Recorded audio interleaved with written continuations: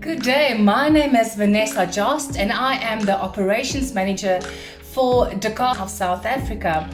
And this morning I quickly just want to pop in and I want to speak to you about, it's a question I get on a regular basis from consumers as well as from debt counsellors or newly admitted debt counsellors.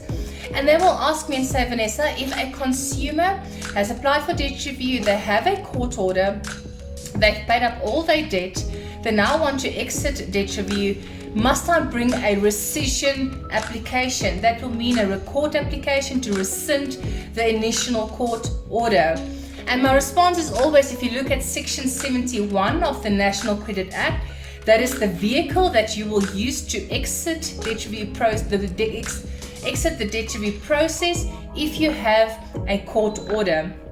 I'll quickly read for you section 71 of the Act, and it says a consumer whose debts have been rearranged in terms of Part D of this chapter, that means the debt review section of the Act, must be issued a clearance certificate by a debt counsellor within 7 days of two circumstances.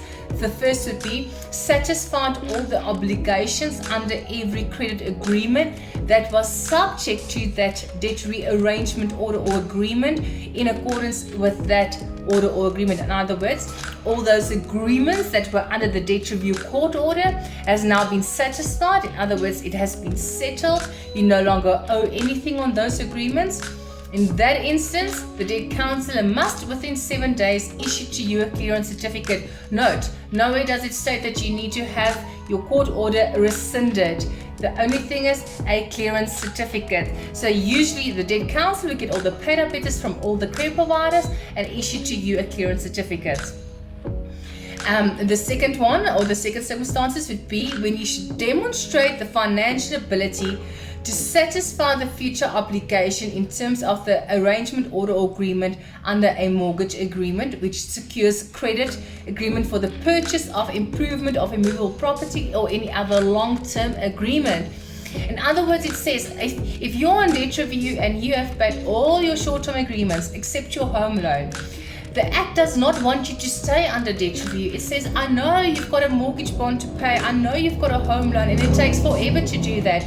However, if you can pay up all your short-term agreements and you can demonstrate the financial ability to proceed to pay your home loan, and there would be certain negotiations between the debt counsellor and the credit provider, then you can exit debt review. And you can exit debt review by the debt counsellor also issuing to you a clearance certificate once that is sorted. So once again, nowhere in the Act can you need to bring a rescission order. So if I can explain it for you and maybe a bit more of a layman's terms, if all your credit agreements under the credit agreement has been settled, there's no more rights and obligations between the parties. Okay, so you don't need a court order to enforce those rights or to protect the consumer so that the credit provider cannot claim or initiate any legal proceedings. If it's redundant, if the credit agreement has been settled, the obligations between the parties it comes to an end. So you do not need to bring a rescindment to say you want to rescind the court order because the court order has no more effect. There's no more obligations for parties. So it usually it's of no use anymore. So and only a clearance certificate needs to be issued in these instances. Do not let your debt counsellors or the rogue debt counsellors or any other external company or attorney tell you need to rescind your debt review court orders. It's not necessary. So if you've got any comments, please comment here below. You can ask me any question. I just want to preface this. I am not the National Credit Regulator. We cannot deal with complaints unless it pertains to our members, which are debt counsellors. We can then inquire into any complaints or any issues that arises. But for any complaints, you need to speak to the National Credit Regulator. Only they can check for you and investigate the complaints if something happens. But if you've got any more questions, if you want me to discuss anything else, I'll do so gladly. Just drop it down in the comment section below and we can go ahead. Have a great day.